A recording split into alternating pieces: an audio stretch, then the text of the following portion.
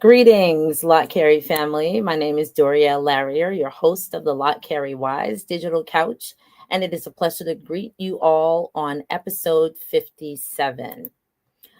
On behalf of the Lott Carey leadership for tonight, episode 57, I want to greet you and say that on behalf of our Executive Secretary Treasurer, Reverend Emmett Dunn, our President, Dr. Jesse Williams, our First Vice President, Dr. James Victor, our Second Vice President, Dr. Robert Scott, and for Lott Carey Women in Service Everywhere, Reverend Dr. Brenda McBurrow, who is our President, Sister Lynette Richardson, our First Vice President, Minister Brenda Troy, Second Vice President for the Youth Department, Minister Stephen Edmonds, and for our Men on Missions, Deacon Charles Monterio.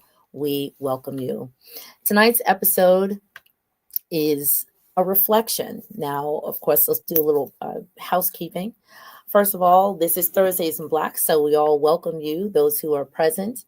And if you've worn your black today, please go onto our Lott Carey Wise Salt Facebook page and snap a picture and let people know that you are in support of making sure that gender-based violence is eradicated. And so today is the day that we celebrate with ecumenicals around the world to bring awareness to the fact that we need to do our part.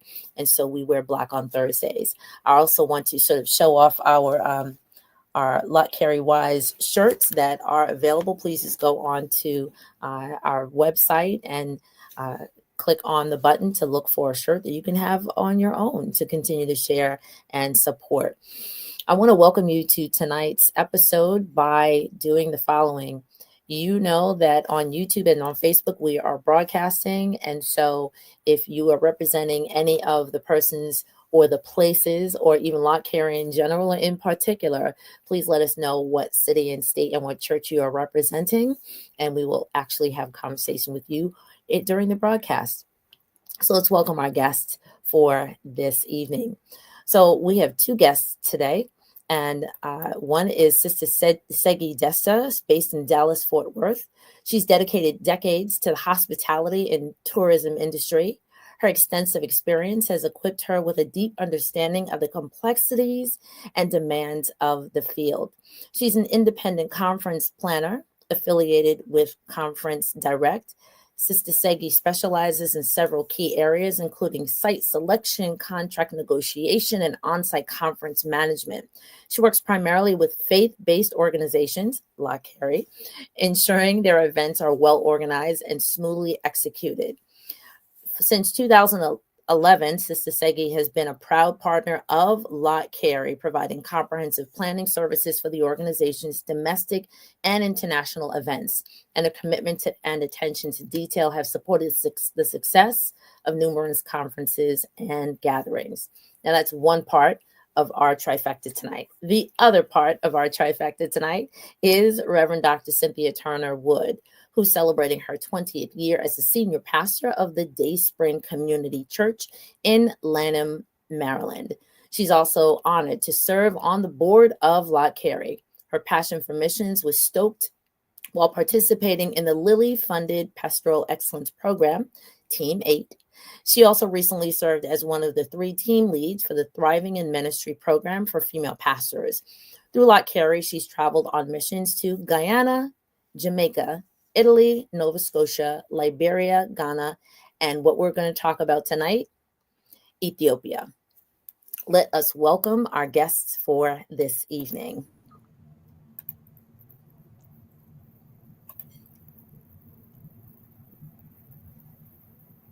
Okay, here we go. Good evening, ladies.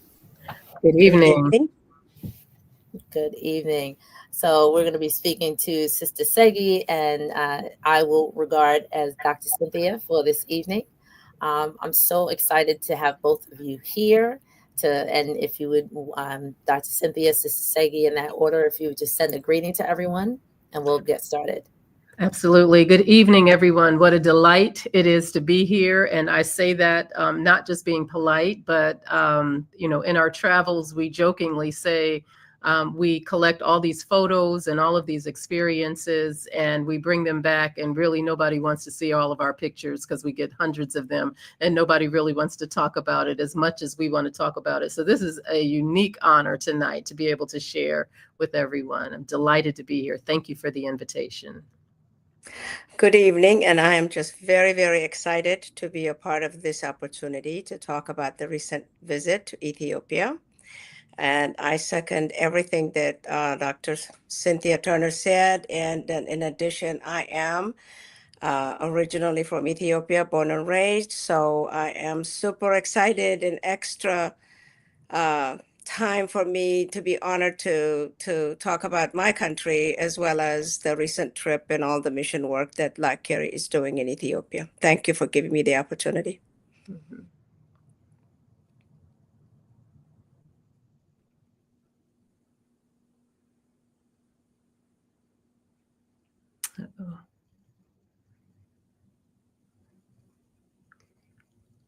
I think we're having some difficulties. Sister Doriel, are you there? Yes, I'm here. Hi, can we hear? Yeah. Yes. Okay. Okay. All right. Let's see how we can move through this easily.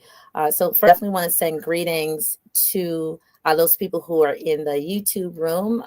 Sister Elizabeth Moore, greetings. Sister Shardina Jones, greetings. I have to give a shout out to my mama. My mama is one of my biggest fans. So she says, Larry is in the room. Thanks, Mom. We are from Brooklyn, St. Missionary Baptist Church in Brooklyn. Thank you. Sister Charlene Johnson, and who is from Orange Grove Missionary Baptist Church in Durham, North Carolina. Greetings, everyone. And if there's still time, so you can share the YouTube link, which is much easier to share it with your family and friends, or people who have just, and I have to say this lovingly, they know about Ethiopia, but maybe they want to learn more about Ethiopia. And if I will always interchange between the term Ethiopia given later and the original term Abyssinia, which is the prior name. So if you hear me enter to segue in and out, I'm speaking about the same place. All right, so let's get started. So first of all, Sister Segi, I'm very, very honored to be able, of course, to speak to you, because I've seen you in the Lott Carey rooms for a number of years and always wondered, like, wow, I definitely have to meet this woman. I would love to get a chance to sort of, in the Christian way, like pick her brain and sort of see from, let you be my eyes until I get to Abyssinia myself. What do I need to know? How can I get there? What are the opportunities? And because we only see you and, oh my goodness, I'm blanking right now. Eleni. Sorry, thank you, Eleni, Sister Eleni. Every other year, I'm always thinking, like, how in the world can I get this experience archived here on the digital couch? So I'm always excited to be able to see you, but now I get to sort of digitally touch your arm. And similarly with Dr. Cynthia, just seeing you in float through the Lott Carey spaces and just being able to sort of have at least some digital tea, right, in order to talk about your experiences from the pastoral perspective of this conversation. So let's get into our questions. So because we are, of course, we're a mission organization and a faith-based mission organization, because there are some mission organizations that do global work, but they're not necessarily faith-based, but they're ethical-based. I wanted to touch on the foundation of our belief system and how we perceive our Christianity within the guise of African religion as it's taught, as we're taught, as it's coming from Europe. So actually, let me rephrase the question. So how can Christianity be considered an African religion if we were taught that it comes from Europe?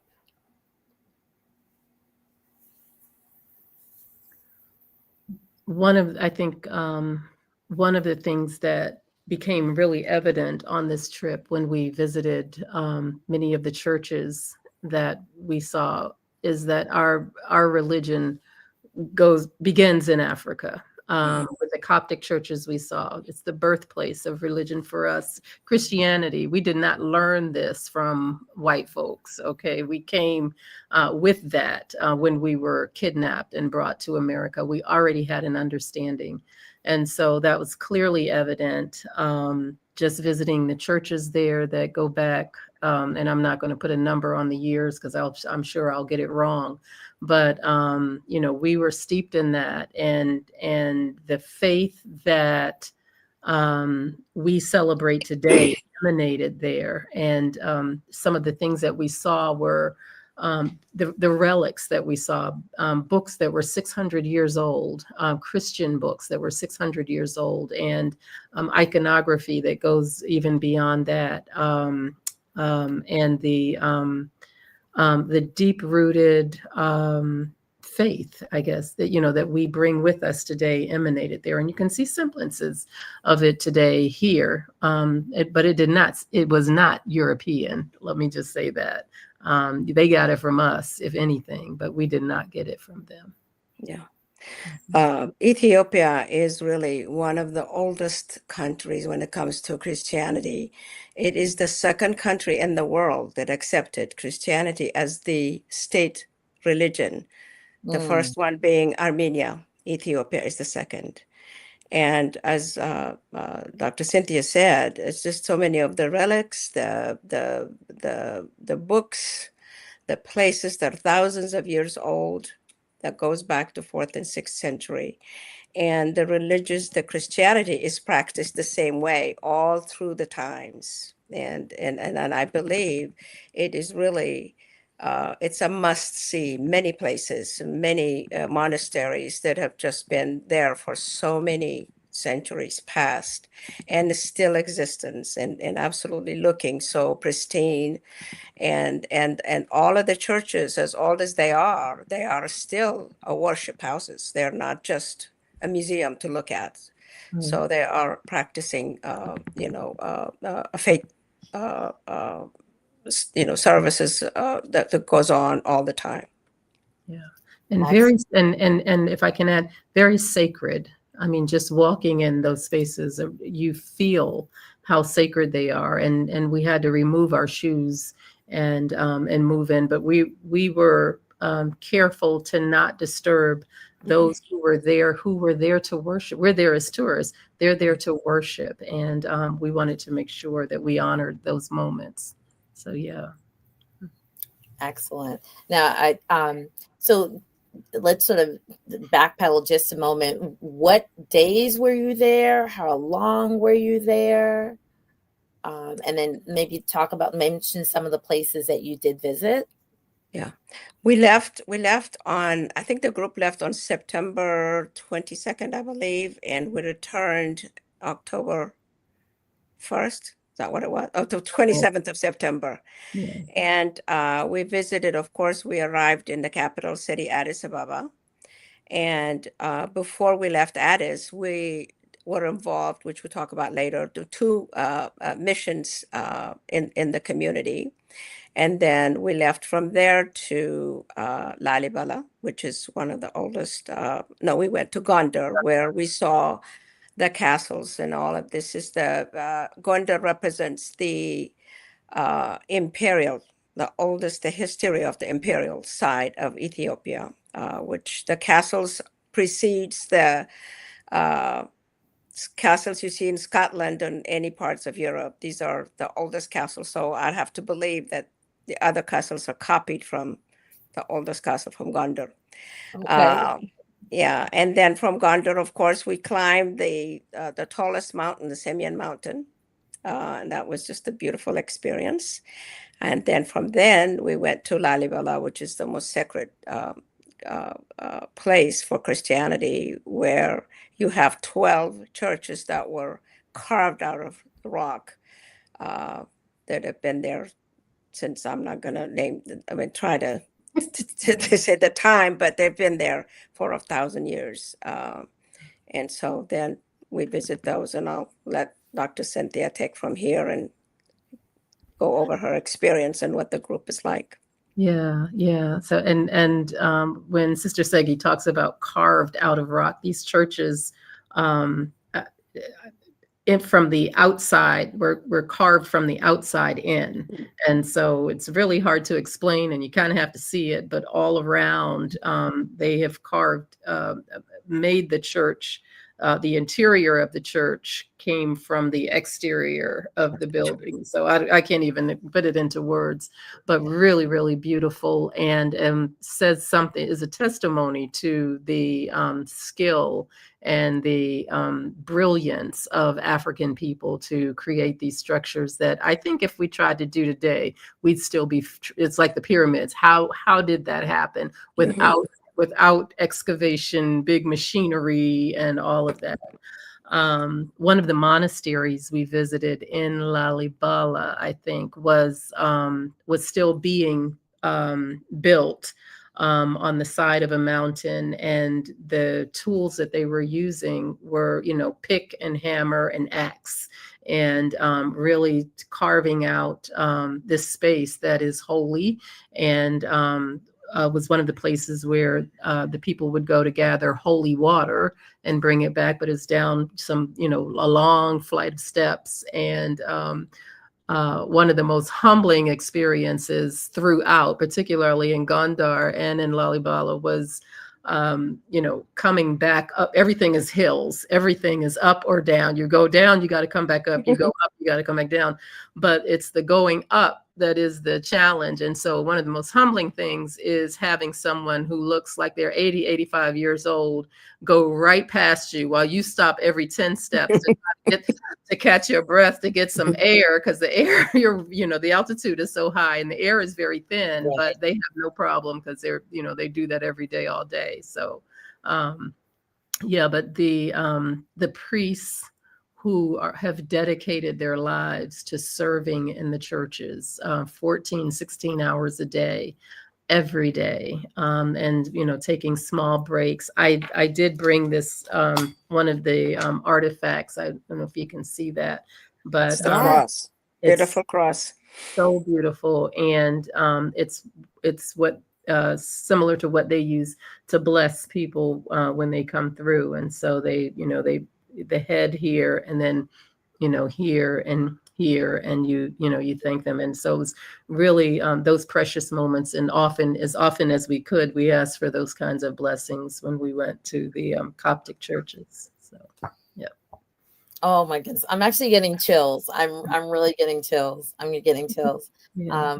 I had I'm just thinking of a similar, I'll say sacred experience that I had sharing right before we hopped on, of going to Kemet some months ago, what people would now know as Egypt, and seeing similar sacred spaces and knowing that it's not like, I'll say like an us versus them. It's both and, right? That was us prior to the us that we know from the text that we traditionally have in our pews, and making the connection and seeing the rituals that are literally centuries old that we take only a snippet of today. And so as you were just speaking about how the priests are, doing their sacred work for, as you said, 12, 14, 16 hours a day. And of course, I'm reminded of, can you not wait with me but for 1 hour? Right. Terry, just a little while. Yeah. Just a little while. Okay. And right. And are they sitting on, on cushioned pews? Right. How about that? Right. They may just be sitting, maybe they're sitting on a carpet, depending, I'm not sure, what it looks like there, but, that the practices that we have that again are like little snippets of what they do on a daily basis, on a regular basis. Sometimes we're thinking, man, I gotta go to church again this week. I've already been once. Why do I have to go again? Yeah. So actually, I'd love to tap into some of the practices that you may have seen, if you can expound. So the Ethiopian Coptic Orthodox Church, what you saw and what you experienced, how is it different or similar to ways that we practice now. So that would maybe looking at like the structure of worship, maybe fasting traditions, veneration of saints. Let's sort of dive into some of those practices or rituals that we actually still practice today. One of the interesting things, you talk about the level of comfort in worship. One of the churches that we visited, we were, and Segi, you'll have to help me with the long cane-like sticks that were there, because it's actually the priests who sit and the congregation who stands, and they have these crutch-like wooden items that when you get tired of standing, because the standing can go on for a while, you take one and put it under your arm and you lean on that as to hold you up while the service is going on. So I don't know how long that would last here in the United States.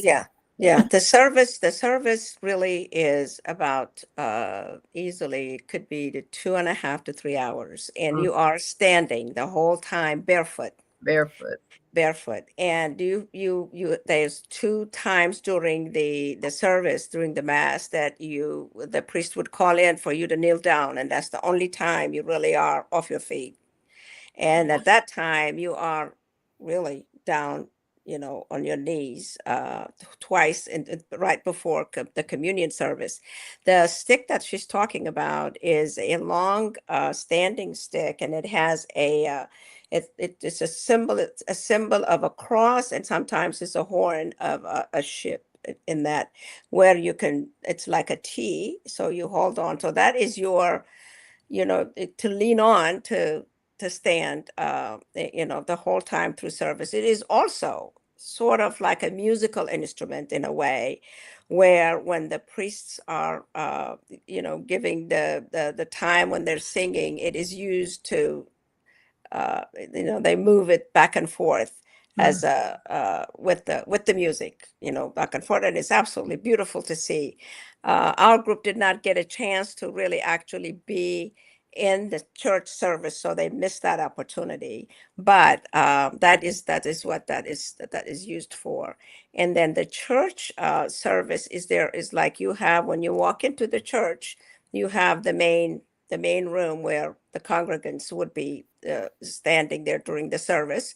Then men and women are separated. The men are sitting on the left and the women are on the right. And then you have one step in front of you is the Holy of Holies place, where every church, or every Ethiopian church, would have in the Holy of Holies room a replica of the Ark of Covenant. And so during the services, the priests are inside and no one is allowed to go in except the priest and the deacons that are doing the services. So they're preparing for communion, and the whole mass would be conducted from in there. But every now and then the priest would come out, making the rounds and doing the chalices. And, so that goes on as a very beautiful, beautiful service. So this is two sections of the church. The first church is where the congregants would be there for the service, and then the inside of the church is sacred, and no one is allowed to go in. And we had to be careful. Women had to have their heads covered, so we wore the scarves around our heads the whole time. And we weren't able to attend a full service, but what was also very beautiful was even when the full service wasn't going on, every church, I think every church we went to, there were still people who came to pray and to have their moments. And whether it was 9:00 on Sunday morning or not, we just don't do that here very much. Let me say, at least not in the Baptist tradition. I'll limit it to that. But anyway, I thought that was really beautiful as well. Worship was not limited to 2 hours on Sunday. Not at all. Yeah, you're right. That's a good point. Mm-hmm. So I think the only time I'm going to go back to one of, let's say, one of the ritualistic practices of the of the priest sort of preparing the sacraments or getting ready to distribute, and how the priest goes into excuse me, from what you're saying, let's say the Ark of the Covenant, or like a smaller room. It's the room is called the holiest of holy space inside. Okay. Yeah. I think the only time I've seen something similar is by going into a Catholic church. Yes, there's similarity there. Like maybe right off of the main podium, if you will, or the pulpit, and there's like a little room, and they would go get the sacraments and bring out.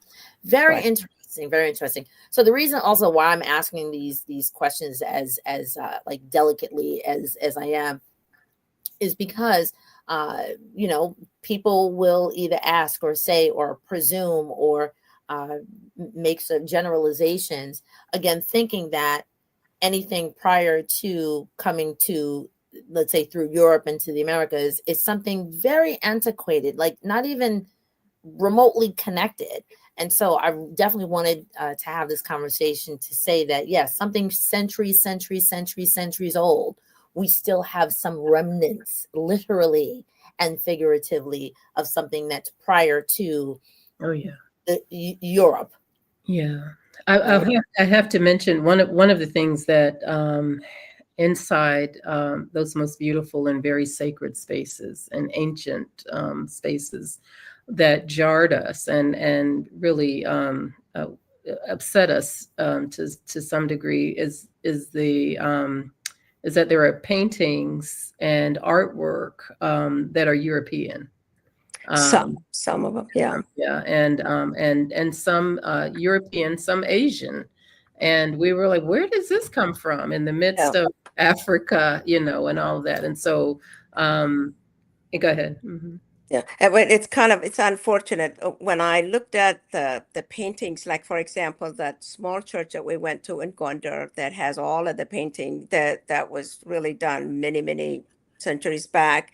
Everything is depicted that looks like us, like the Blessed Mary, baby Jesus. Everything is black with the beautiful curly hair. Mm-hmm. And I think what happened is, through the years, as the missionaries start coming into Ethiopia and teaching, the artists that are painting, the way they're painting starts changing and literally begin to whitewash in a way, for a lack of a better word. So that the painting you see in most recent years are more Eurocentric than the older ones. So it's unfortunate. So it's a mix of both, but that's the only way I can explain it, is the missionary influence changed the way that the artists were painting the images that they see. Okay, thank you for sharing that. I do want to ask a question about how elders are celebrated, how those who have gone before us are remembered.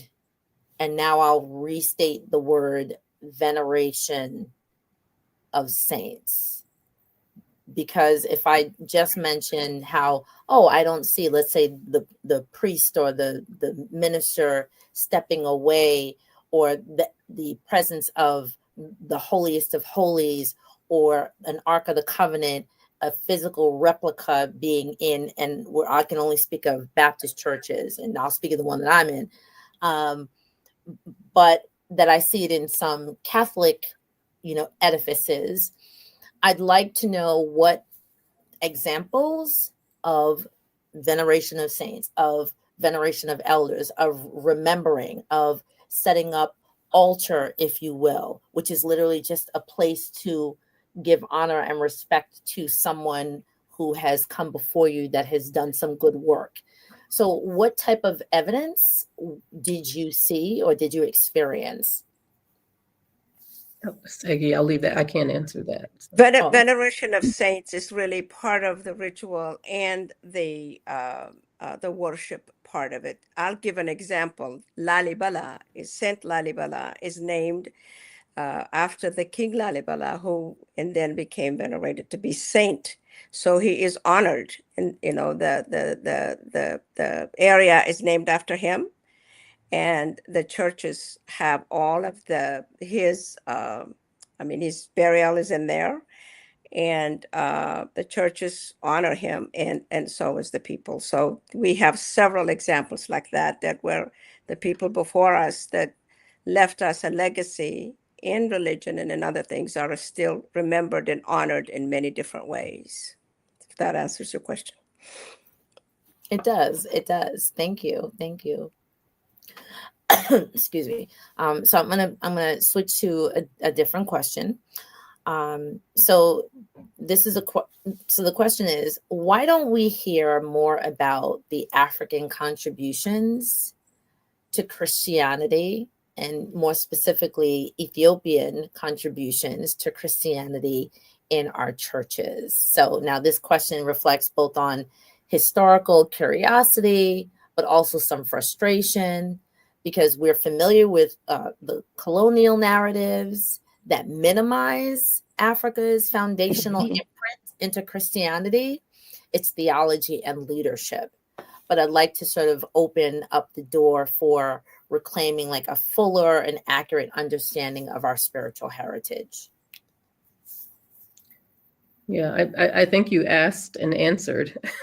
Yes. Unless we are very deliberate, and there are some churches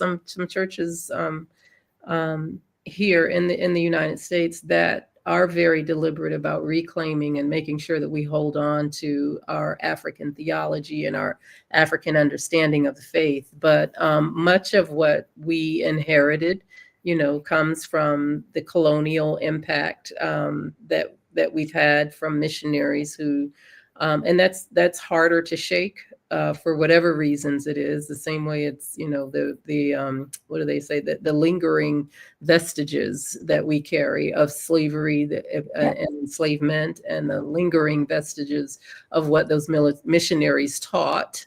And so we have to be really deliberate. But there are conferences. Sam Proctor Conference makes sure that we are steeped in our African heritage, and for one, and then there are some pastors and churches that make sure. But I think what you're getting at is that we really need to do a much better job, and particularly now when everything that is good and Black and African is trying to be snatched. Yeah, so we've got to be more deliberate about that. I agree. It was changing a little bit when I interact with a lot of African American churches because of what I do. And I see in some of the bigger churches that things are changing and reclaiming really the heritage and the old Christianities and how it was worshipped in Africa. I hear that more in the last 10, 20 years than I did before. So, but there is a long way to go. Long way to go. And that's why I was extremely excited when I heard that you've just returned. I said, "Oh, this is perfect. It's perfect on a number of different levels." Yes, this gives us an opportunity to not be gatekeepers, right? And so, yes, we do. There is the Samuel Proctor Conference. There are some churches. I'm looking at two people right now. I think Otis Moss. In Chicago, Trinity Baptist in Chicago, and in Memphis, I'm blanking on that church as well, but one who is who carries he doesn't say unapologetically Black, but which is Trinity's, was Trinity's, I don't know if it still is, and unapologetically Christian. But I think I should know his name because we serve on the board together of Woman Preach. But he calls himself the Blackest Church in Memphis, I think, and I'll look it up. Yeah, but yeah, there are many. My brother Anthony Bennett in Bridgeport is also one. In Brooklyn, Johnny Youngblood's, Dr. Johnny Youngblood's church, the one he used to pastor, and I'm sure the one that he pastors now. So there are some, but I think to your not point, enough. there's not enough, and we've got to do a better job, and we're called to do a better job even now. So right. Yeah. And so this is the other layer of why this conversation is so important. And so, yes, we're called not to be gatekeepers. And so my prayer, my beg is, of course, yourself, of course, Dr. Cynthia, as well as the other people who attended, as people are returning to, as you said, we take 1,000 pictures and then we hold on to them because, quote unquote, don't nobody want to see all that. But actually, this is the opportunity to share, right? And so to say, hey, it's not an us versus them, right? There are things that we still do. Some of the vestments that might be directly connected to Roman Catholicism actually predate. And there is evidence from looking at the Coptic Church. But do we say Coptic Church? Do we look at the Coptic cross and say, oh, this is actually predates, the Roman cross, like all of that? And you don't necessarily need to go to seminary for any of that, right? But just to continue to share some of the practices, some of the examples of sacredness, and that it's not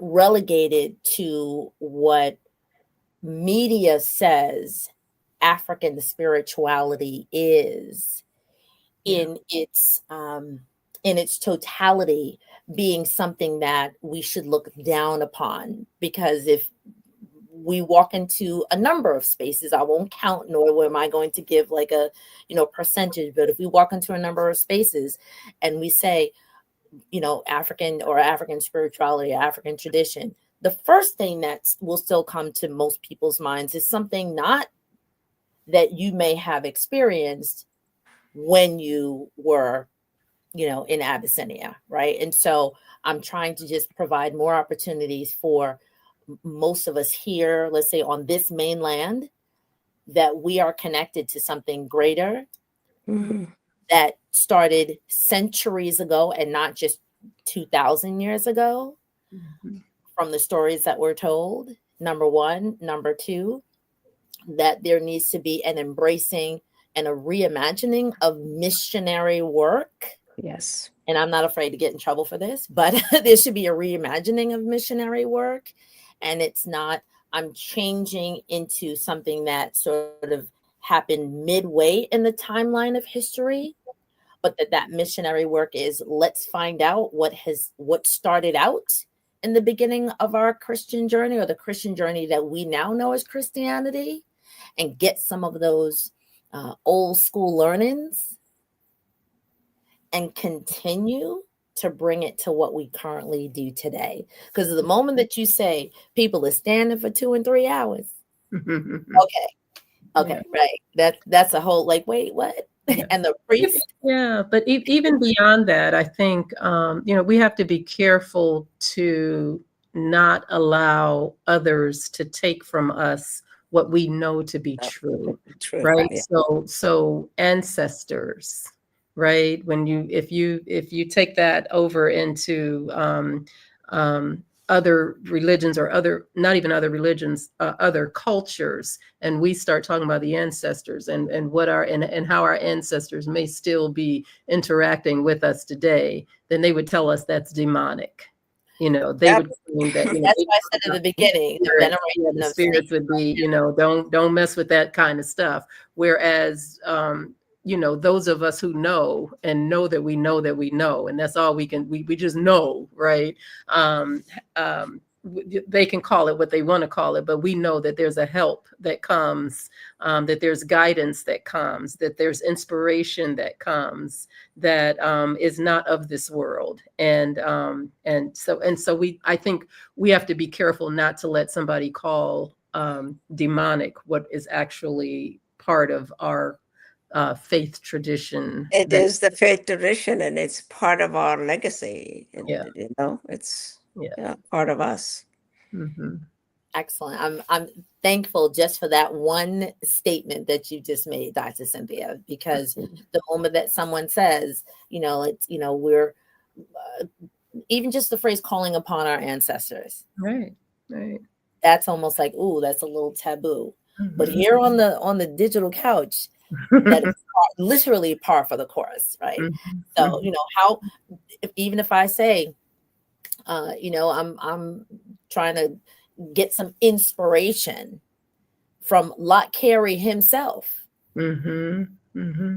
Mm-hmm. His spirit of dedication, his spirit of tenacity, his spirit of, hey, I may be here, but you know what? There's some people back home who need to hear this word. How is it that he comes and gets all these people to actually now go back to Africa in order to go spread the gospel? How about that? Yeah. That's not Mr. Joe Schmo on the street. That's Right. somebody that has a spirit that he cannot even call. Some ancestors that were long before him that got into him and said, y'all need to come back. Mm-hmm. Y'all need to get some good words. Yeah. And it also, speaks to the fact that we must acknowledge that we are not where we are on our own, right? We are that whole thing about we are our ancestors' wildest dreams, that we are fulfilling, what somebody prayed for us a long time, long before we ever got here on this earth.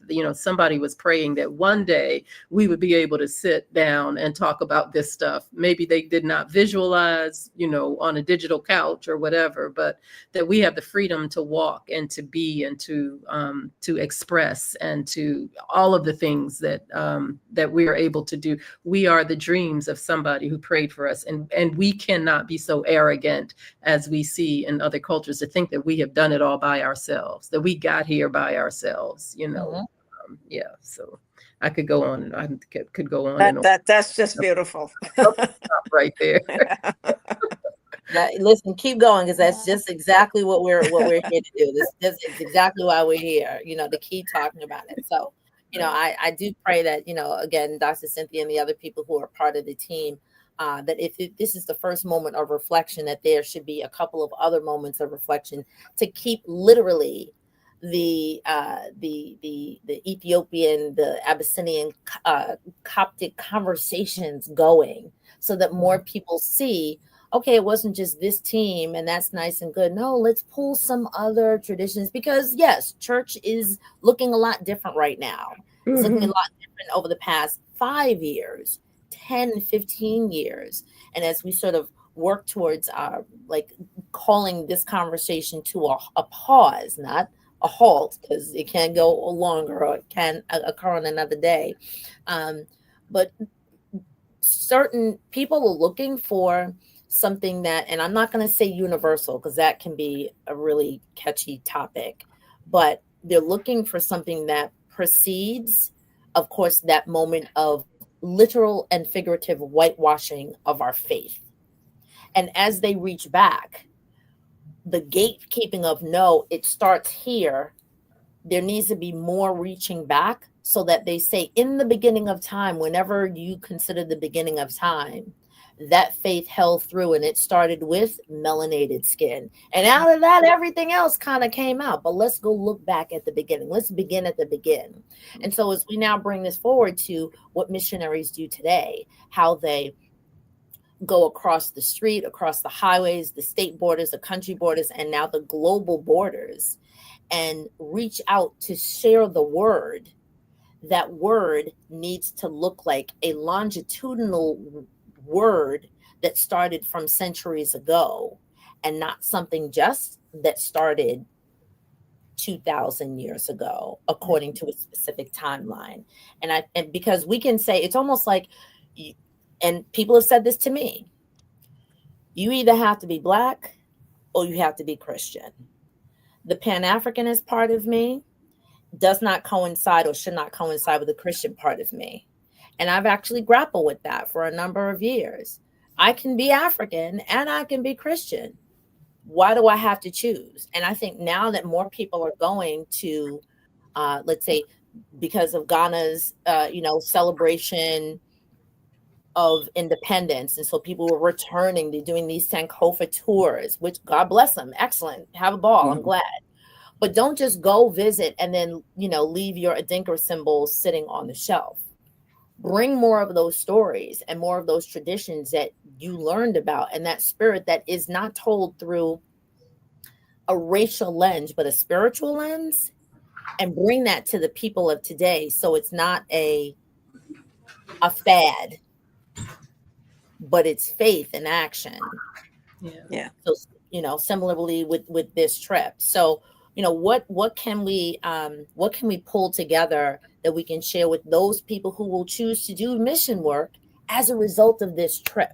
As a result of this trip, what is the thing that you would want to leave with people so that as they think, oh, I'm going to go on a mission trip, I'm going to go share the gospel.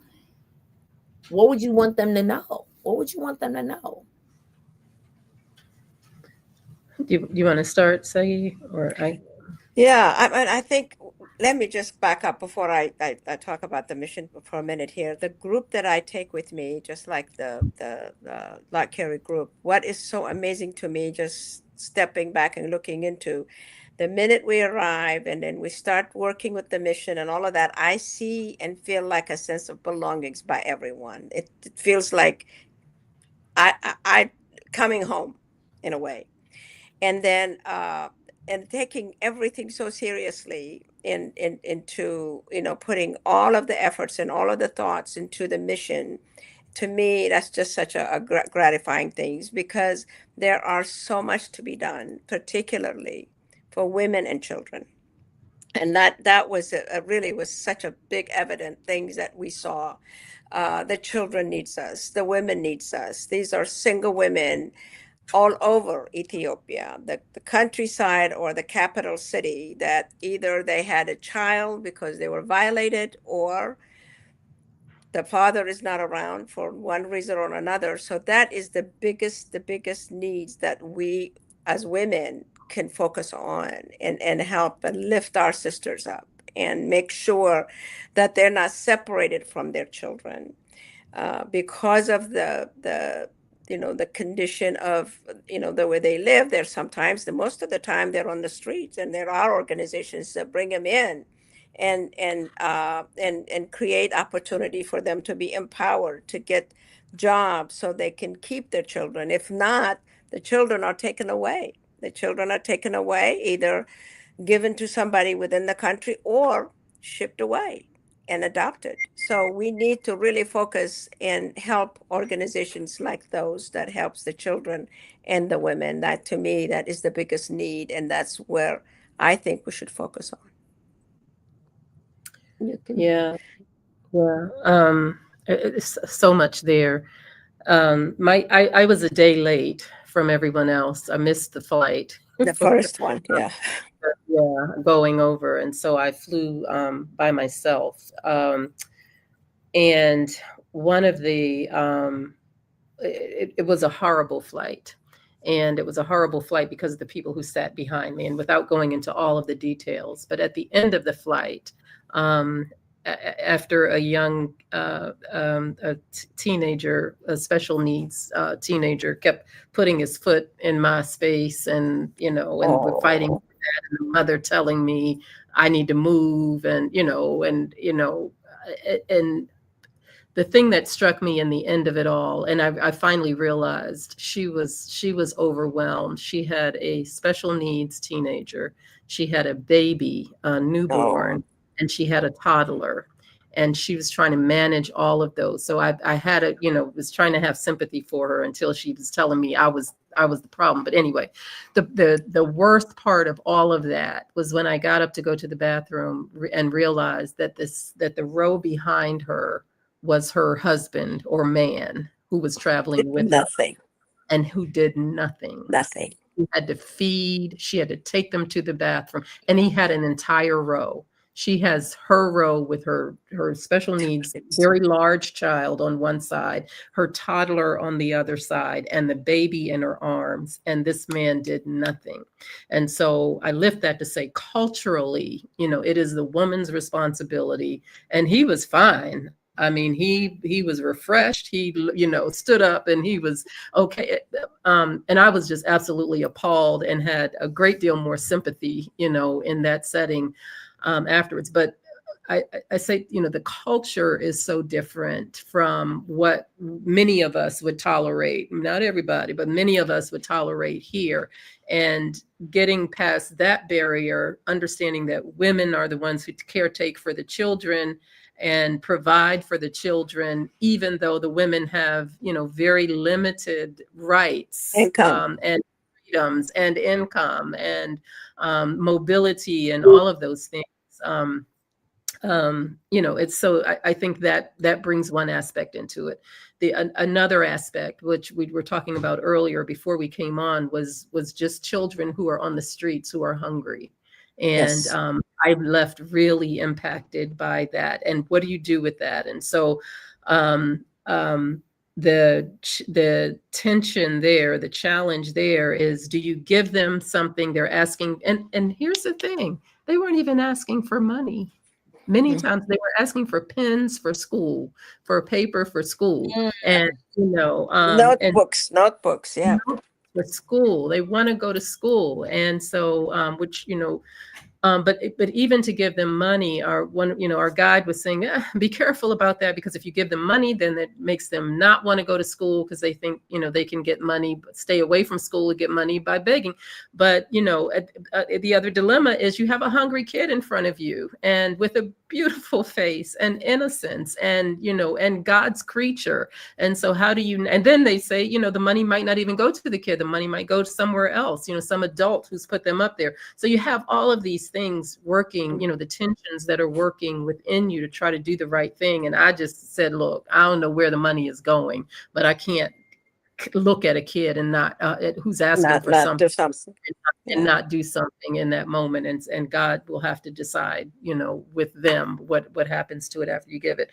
But there are those kinds of challenges, and the work that Lott Carey is doing with the African AIDS Initiative, that's at the university, with trying to, we've put computers at the school in the dorms where the women are, so that they don't have to walk across campus at night or at other times where they will be lured away into possibly into lifestyles that are quick and lucrative, or they'll be violated. And so Lott Carey has done the work to make sure that they can get at least their computer needs and their studies right there in the dorm. And so that was one of the reasons we went over to, was to look at what's going on there. And they're handing out condoms. There's an HIV/AIDS truck van Testing. that goes around into the community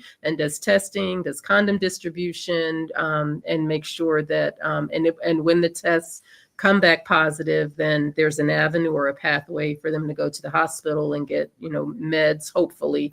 But that's the important work. We're trying to do something to intervene, so that whatever level of intervention that we can do to help alleviate some of the problems. That's why one of the reasons why we were there. Excellent. And the second organization we visit is the Maseret Humanitarian Organization that focuses, like I said earlier, it's a women empowerment. They take the mothers from the streets and the babies, and they train the mothers.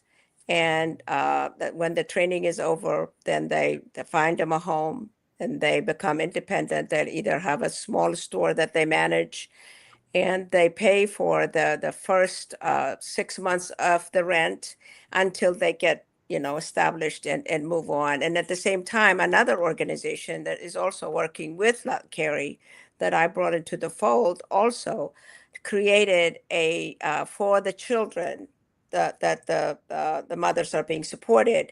They started a early childhood center. We have about 90 students right now, 90 preschoolers, if you will, and the group met them, and that organization is providing for the food, for the teachers, the school materials, the classroom, and follow up with their health, the vaccination. So it's all really 100% supported. And Lott Carey and National Sorority of Phi Delta Kappa, which is an education organization, is giving the funds and the grant for these students, and they are really flourishing. So that's another thing that we also work together on. Yeah. And it was really gratifying to see. We met one of the women who had gone through the program, who now has her own fruit and vegetable stand and is, self-supporting. She's an entrepreneur. And Yes. as a result of having gone through that training and that program, and her child is being cared for while she's doing the training and then while she's doing the work. And so, and actually some of the group purchased some of her vegetables and fruit and donated back to the center. So that was a beautiful thing to see. Great moment. Yeah. So actually something that I definitely want to reiterate and to highlight at this time is the work that Lott Carey definitely is doing at the mission sites. And so as we who have either yet to go, prayerfully we will have Abyssinia, we will have Ethiopia on our to-go list, on our bucket list to go visit, that where the funds are that we're trying to raise. We know where it's going. We know that literally it's hands on the ground. We know that it is the support of women who are trying to take care of their families in order to not just be fed for a day, but to have a trade and enterprise support so that they can feed themselves for the next years. And in order to pass on some legacy that, if we're providing the support, that means something in their governmental leadership. We need to help where we can for those who can to do what they can.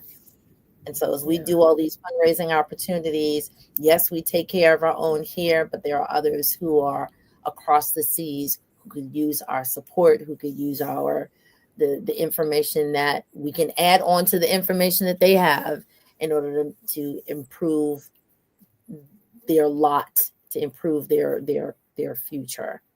And I think, people should feel really good about the contributions they make to Lott Carey, and help me.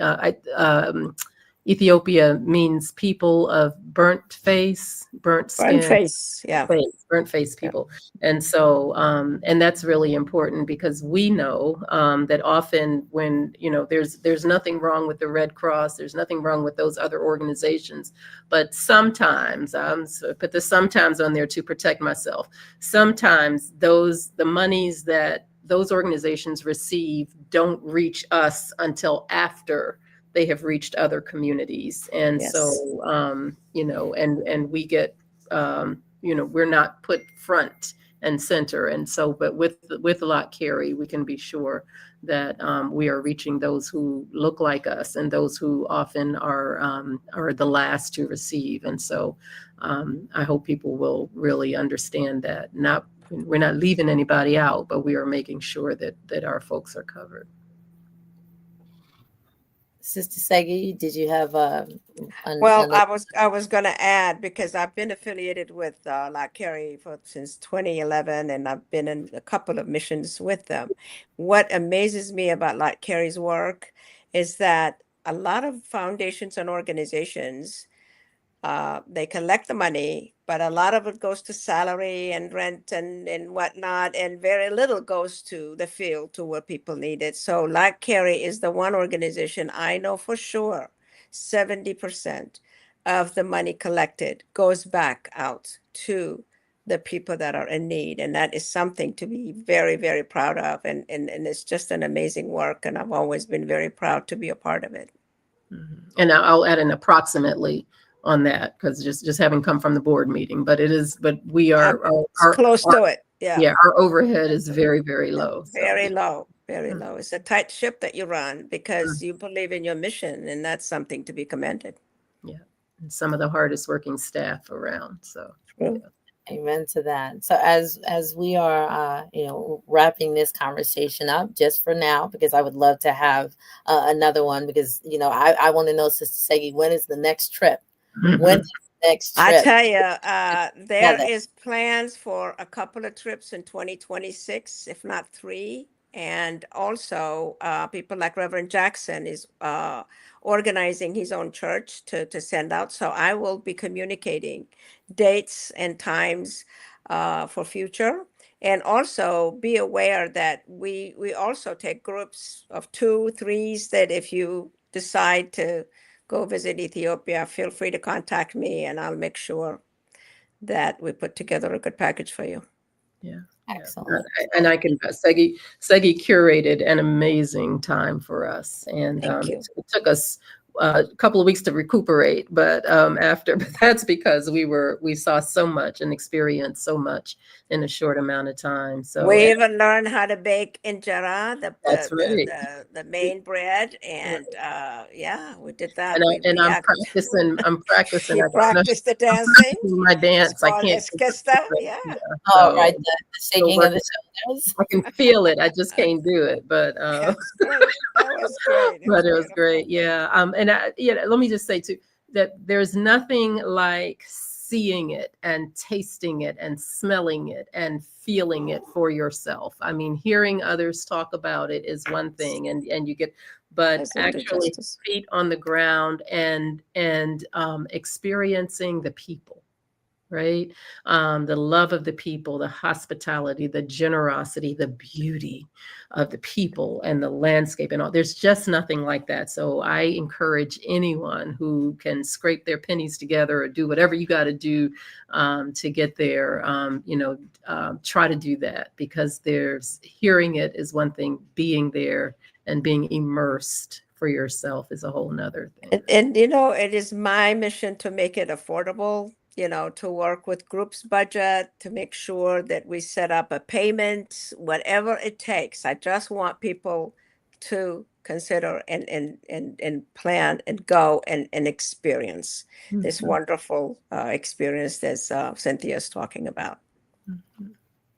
And so I guess to wrap up, if you can go, again, you'll see Sister Segi on my far right. Your left, I don't know how it looks on people who are watching it. If you can pray and maybe sponsor someone to go, then we can do that as well.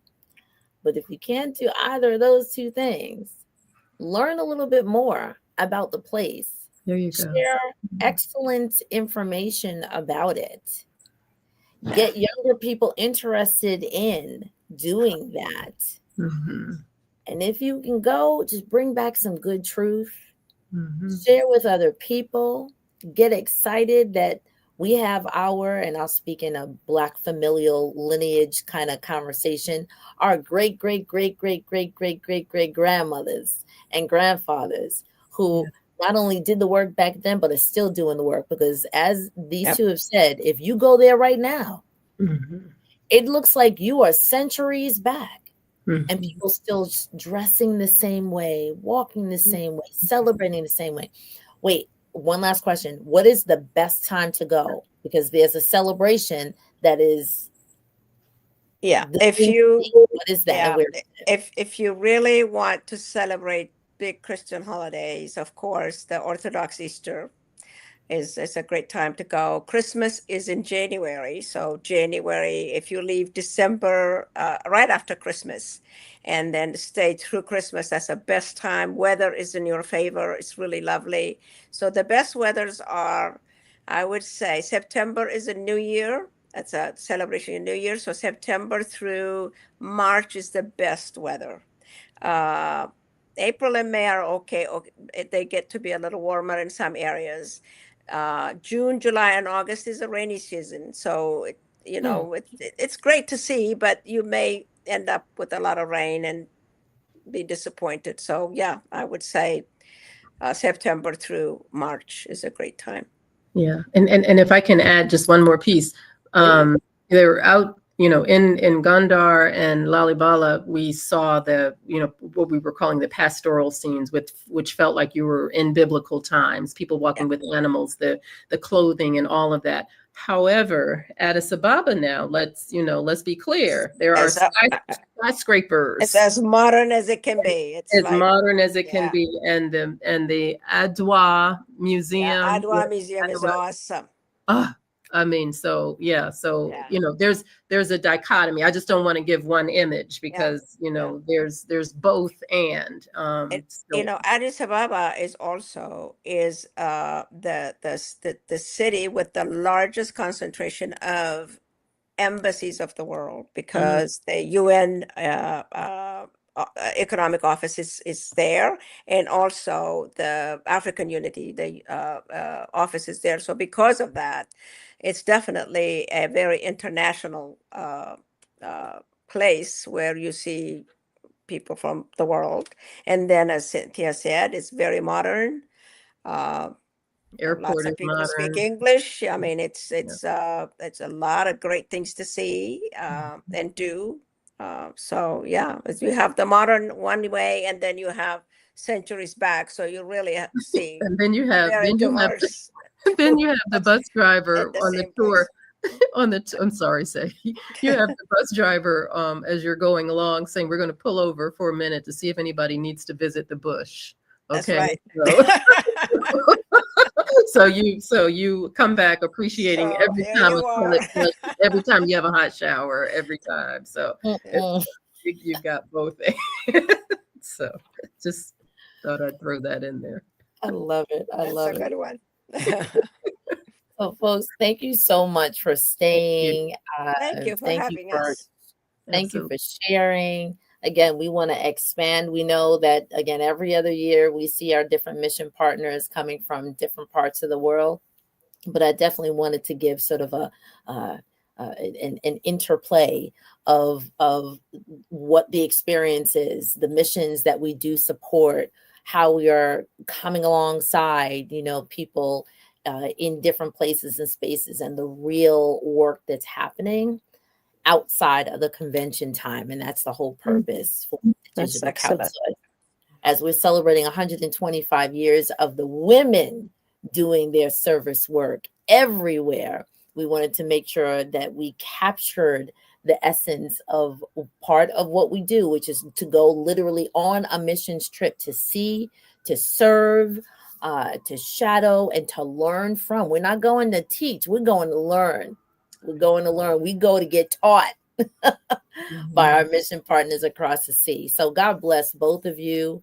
Thank you. I'm sure there'll be some additional questions or comments that'll be floating in the YouTube chat, in the Facebook chat. And as we can, we'll give some other responses to them. Ladies, your final words, and then we will close out.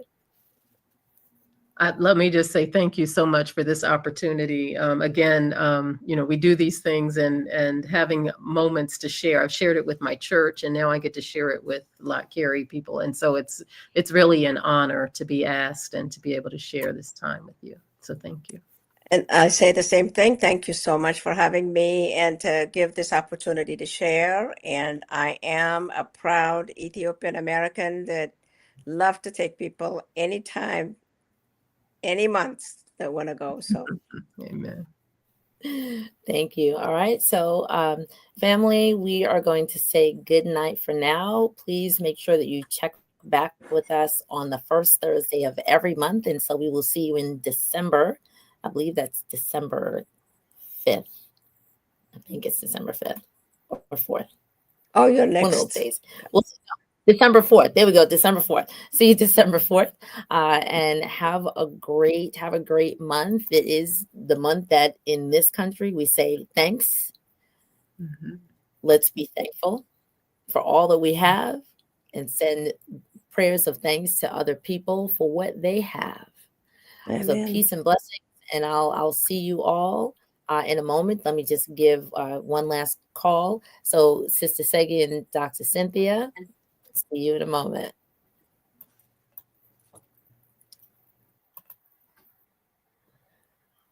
All right, folks. So listen, if you haven't heard anything about Abyssinia, haven't heard anything about Ethiopia, you've heard it tonight.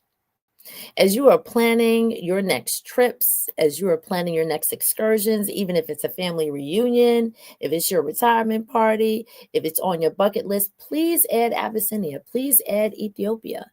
Please add this place so that you can get a little bit more history that is probably actually not being taught in most schools.